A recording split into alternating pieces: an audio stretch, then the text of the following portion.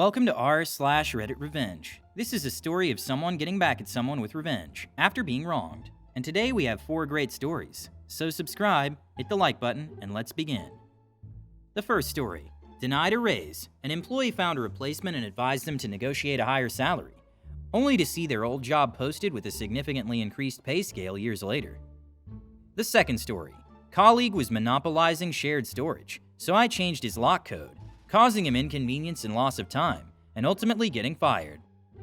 The third story. Frustrated with a neighbor parking in front of their gate, they took matters into their own hands, resulting in a creative solution involving sidewalk repairs and new signs. And the first story is, don't want to give me a raise? Pay my replacement more then. So this happened about 10 years ago. I was working for a company who sold via a catalog. I was part of the team producing the catalog. Originally, I was hired as a copywriter, but shortly after I joined, I became responsible for the database. I did training, user maintenance, upgrade testing, solution development, bug fixing, the works. I worked long hours to do both jobs in a hideous, hostile environment. The people were mostly great, but the company was all take. You had to stay to do overtime rather than take work home. Overtime was expected and regular. Doctor's appointments had to be made up and were treated as an inconvenience at best, even when you'd been doing massive amounts of unpaid overtime. Talking in the office was frowned upon, etc. Just generally unpleasant.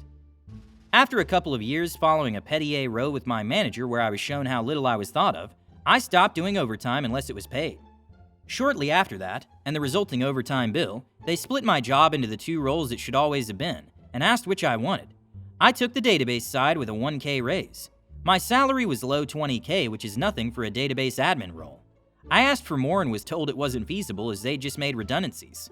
I said okay, but I want a pay review in 6 months. This was agreed. After 6 months, I asked and it was avoided. I chased it 7 and 8 months. Finally, I was told stop being greedy and be grateful you got a pay rise at all. Predictably, I looked for, found, and accepted a better job. My boss was fake pleased for me and very sheepishly said, of course, if I thought there was anything I could do to keep you, is there anything I can do to keep you? I calmly said no.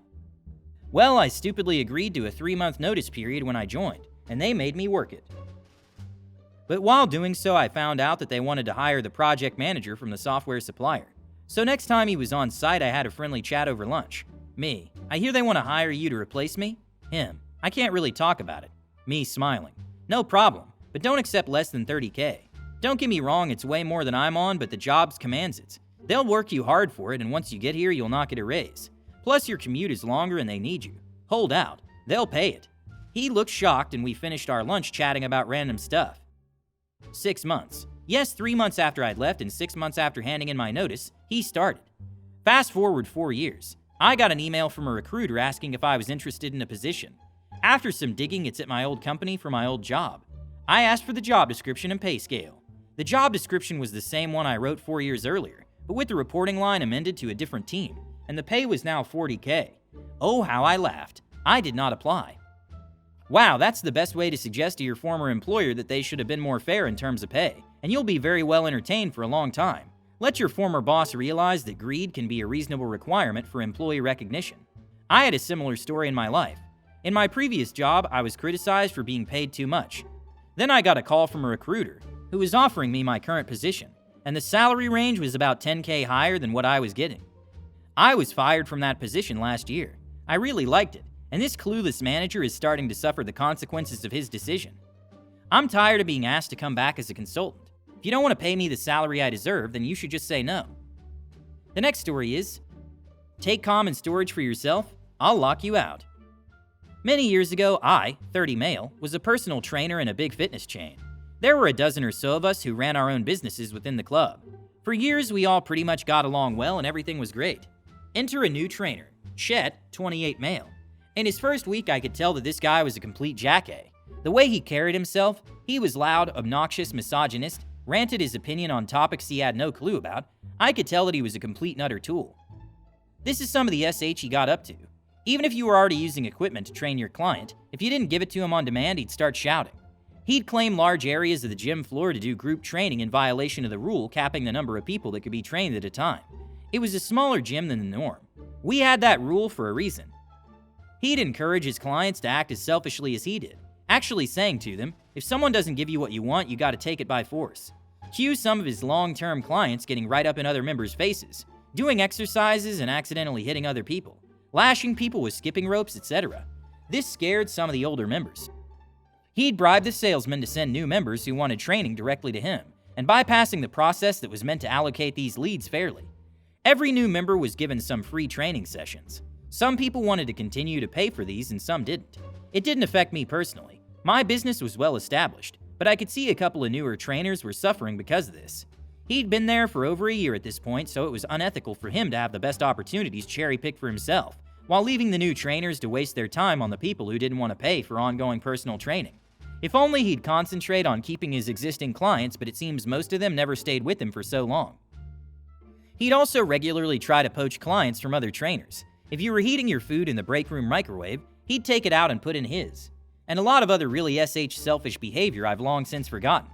We'd actually learned he'd been kicked out of his last gym because stuff like this. After several more months of warnings, Chet was finally told by the personal training manager that his contract would not be renewed. We all celebrated. Only 6 more months before we would be rid of Chet for good. But around this time, head office appointed a new club manager, Karen, 26 female. FYI, the club manager was a different person to the one who managed the trainers. Karen started training with Chet, obviously for free. Shortly after this, I saw them moving equipment on the gym floor. A layout that had been working well for years was now being optimized for Chet's business at the expense of everyone else. It's pretty clear they were sleeping together, and in return for the free training, Karen was granting Chet favors. This was in violation of the club's contractual obligation to treat all the trainers equally and fairly. Karen then announced in a meeting, which Chet didn't attend, that Chet's contract would be renewed for another year, something that was not within her power to grant. The personal training manager's face showed he was as shocked as the rest of us to hear this. I'm sure conversations and power struggles were had about this behind closed doors, which I was not privy to. The petty revenge. The trainers had shared storage boxes where we kept some of our own personal equipment, completely open for use by all of us, and this is where we get to the straw that broke the camel's back for me. Chet decided he wanted the boxes at the front exclusively for his own equipment. He moved everyone else's equipment into the boxes right at the back of the storage area, under some stairs in a place that was very difficult to access. He then moved his equipment into the front boxes and secured it with a bike combination lock. Quite a few of us other trainers were peeved. There were a dozen personal trainers, but Chet had just taken 50% of the storage space for himself, with room to spare in case he needed it. If you know what you're doing, some of these old cheap bike locks are quite easy to open. One late Friday night when no one else was around, I set to it. All you need to do is pull on the cable while turning one tumbler, and when you felt it give way, you moved on to the next tumbler. I had it open in less than a minute. I then changed the combination, re-locked it, and re-randomized the digits. The gym was located in the city and caters to office workers, so it was normally closed on the weekend. And it was an extra long weekend, so no one would be back until Wednesday. By coincidence, I was out on Wednesday mornings training people outdoors in one of the nearby parks, so I didn't personally see the fallout. And it's a good thing I wasn't there because my face would probably have given me away. A friend who I'd confided in told me that Chet was quite peeved off that morning.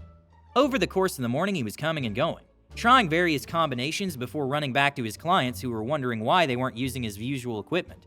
At one point, Chet called someone on the phone and was swearing. I guess he had told the combination to one of his other clients and assumed the guy must have changed it. If Chet sat there and just went through all combinations, he'd probably have had it open in 10 minutes, but it seems that didn't occur to him at first. He was pretty stupid, to be honest. Eventually, he must have tried the methodical approach and started going through every possible combination. One by one, the gym opened with Chet's first book training session at 6 a.m., but apparently he didn't get the storage box open until about 8 a.m. Did I screw with his business? Yeah, 1 or 2 training sessions of inconvenience, which is nothing compared to the damage his behavior caused many of the rest of us since his arrival. What did I change the bike lock combination to? I assumed that for Chet, opening that box would have been an emergency, so I changed the combination to 911. Knowing how dumb he was, the irony was probably lost on him, but part of me hopes he recognized that additional small insult. There's a lot more to this story, and some malicious compliance that indirectly resulted in Chet losing his temper. He ended up assaulting another trainer, 55 female, and had his contract immediately terminated.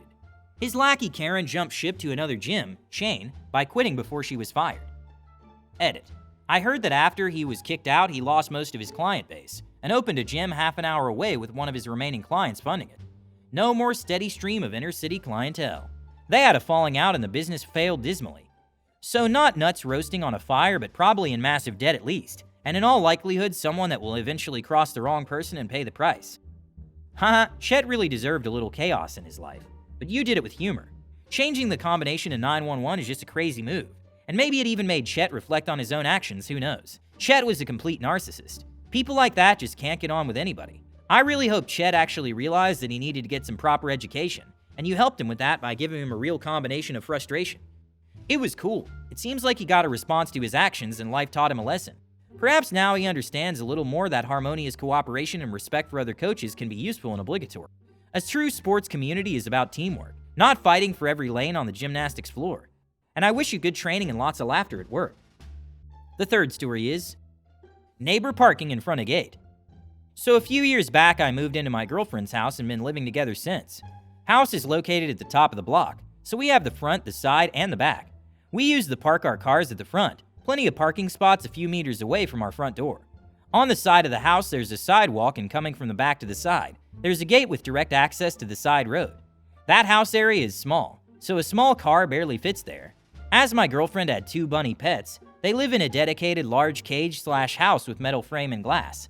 This takes space from the back side, so we never park inside. We still use the gate from going in and out with large volumes like furnitures and so on. Well, back to the story. One of our back neighbors used to park his car in front of our gate, on top of the sidewalk. Okay, I work at a printing company. We make large prints, ad boards, vehicle vinyl decorations, you name it. I made a small PVC board with the no parking sign and a polite text asking not to park there. Placed the sign on the gate door. Next day, sign was gone. Ripped the PVC apart. We knew who it was, even if I didn't see him doing it. Meanwhile, long before I moved there, my girlfriend had submitted a request for sidewalk repairs to the responsible entity. City Like Reports. They have an app to make it easier for people to ask for public repairs. After the PVC board was ripped, the guys from the city business came and worked on the sidewalks. Their problem was too many people used to park in the sidewalk, apart from that back neighbor, because our house has a ground floor and a top floor, which makes a good shadow during summer hot days. With time and usage, the sidewalk became fragile and started to break, just next to the house. So they fixed the sidewalk, and brace yourselves, they placed a row of pillars on both sides of the road leading to the back alley. This prevented the back neighbor from parking in front of our gate, and other people too from parking right next to our house walls. Next, I placed a new metal no parking sign bolted to the gate. Try to remove that one, smart eh? Funny detail. During the week that followed the sidewalk repairs and pillar placement, that back neighbor parked every day in the parking spots in front of our house, when he always had plenty of space in the alley behind, and much closer to his own entrance. People. A very simple and quick revenge option, but for most people it'll be a big inconvenience. Just take the Schrader valves out of the valve stems on his tires. The removal tool costs a few dollars at a railroad shop. I imagine it'll be a lot of fun, haha. No permanent damage to the car, just inconvenience to the owner. Subscribe, click the like button if you want to support the channel. Thank you for watching.